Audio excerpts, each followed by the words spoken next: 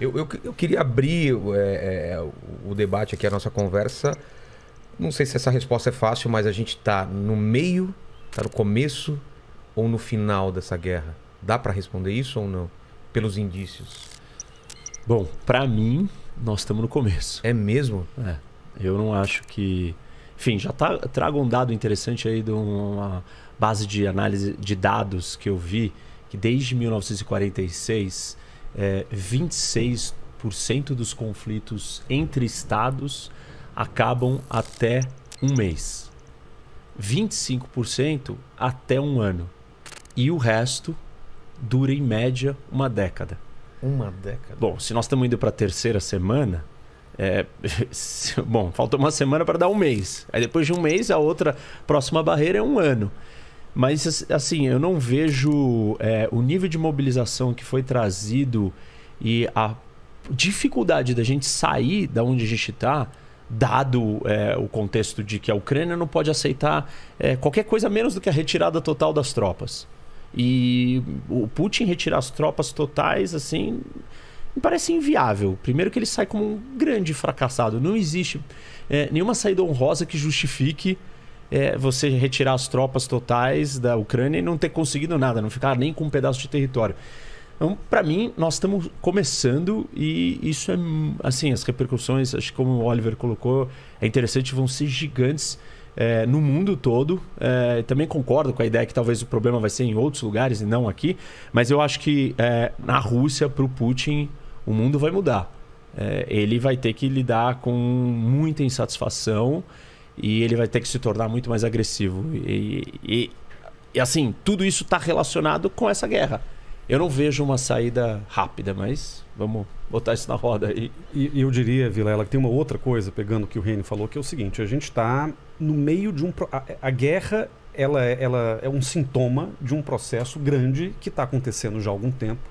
Se a gente corta lá desde a crise de 2008, a crise econômica e financeira de 2008, o que a gente vem observando desde então? A derrocada das democracias, muitas democracias passando um baita de um perrengue. Você pensa na Europa, por exemplo, democracia se enfraquecendo. No próprio leste europeu, a Hungria, a Polônia, países que tiveram aí uma perspectiva otimista para a democracia, retrocederam. Brasil, Estados Unidos, passando também por dificuldades, todo tipo de crise. E, de alguma forma, além dessa crise democrática, a gente vive uma crise da própria globalização. O Oliver também fala muito disso, né? Essa ideia de uma desglobalização que a gente está, de alguma maneira, vivendo. E a guerra da Ucrânia, ela, de certa maneira, acelera esse processo, né? Ela acelera a construção de um mundo diferente daquilo que a gente conhecia.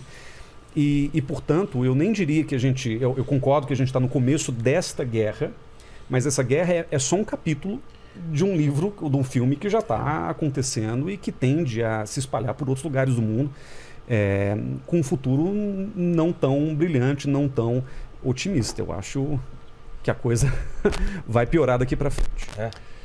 Olha, eu infelizmente concordo também que pode continuar por mais tempo, porém esse conflito pode produzir outros conflitos que à primeira vista não tem nada a ver, né? Lembrando que o conflito da Síria começou com uma crise climática que obrigou os jovens a saírem do campo e migrarem para a capital.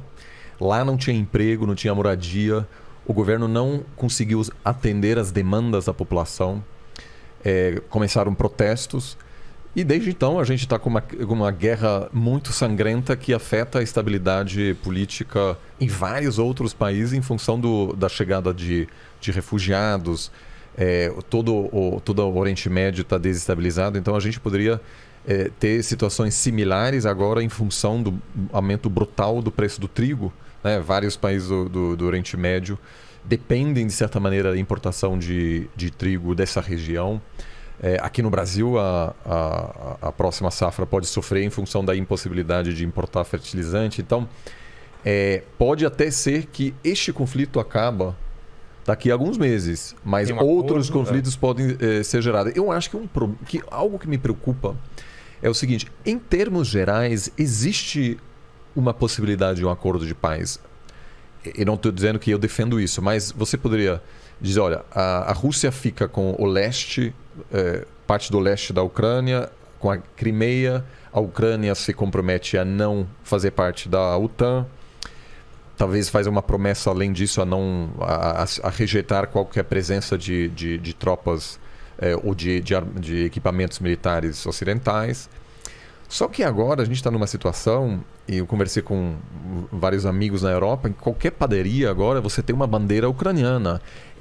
A van der Leyen, a presidente da Comissão Europeia, ela disse: vamos trazer a Ucrânia para a União Europeia. Por que ela diz isso?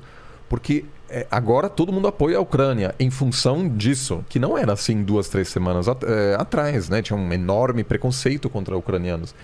Então é a bola da vez. Só que falar, vamos trazer a Ucrânia para dentro da União Europeia, é a pior coisa que você pode dizer agora para desescalar esse conflito. Então tem muito político que está se aproveitando desse momento e tomando atitudes que a curto prazo fazem muito sucesso nas redes sociais. Só que agora o que precisa ser dito a Moscou? Olha, estamos dispostos a ceder de alguma forma. A Ucrânia deve estar livre para fazer o que ela quiser. Mas nessa hora, eu acho que essas políticas mais, vamos dizer, populistas e dizer, claro, vamos, o Zelensky está fazendo muito sucesso, é um pouco perigoso também, porque a gente acaba esses líderes acabam fechando uma janela para o Putin apresentar alguma vitória, mesmo simbólica, para a sua própria população. Então acho que tem muita gente atrapalhando agora nessa tentativa de chegar num conflito, pensando só nos likes, né, dos posts nas mídias sociais. E ano eleitoral na França, por exemplo. Exato. Quer dizer, os caras estão jogando com eleição. O Macron hoje estava passeando vestido aí de moletom, vestido de Zelensky, virou piada nas redes sociais. Poxa. Justamente porque o Zelensky inaugurou uma forma estética nova de populismo, que é o cara de camiseta, é o cara indo lá para a linha de frente. Inclusive, o Oliver lembrou, nos primeiros 2 ou 3 dias de guerra, o Zelensky foi a público, nas redes sociais inclusive, apontando o dedo para a cara dos europeus, dizendo: olha, vocês viraram as costas para a gente. Vocês convidaram a gente para entrar na União Europeia, na OTAN, e agora não estão fazendo nada, sanções brandas e tal.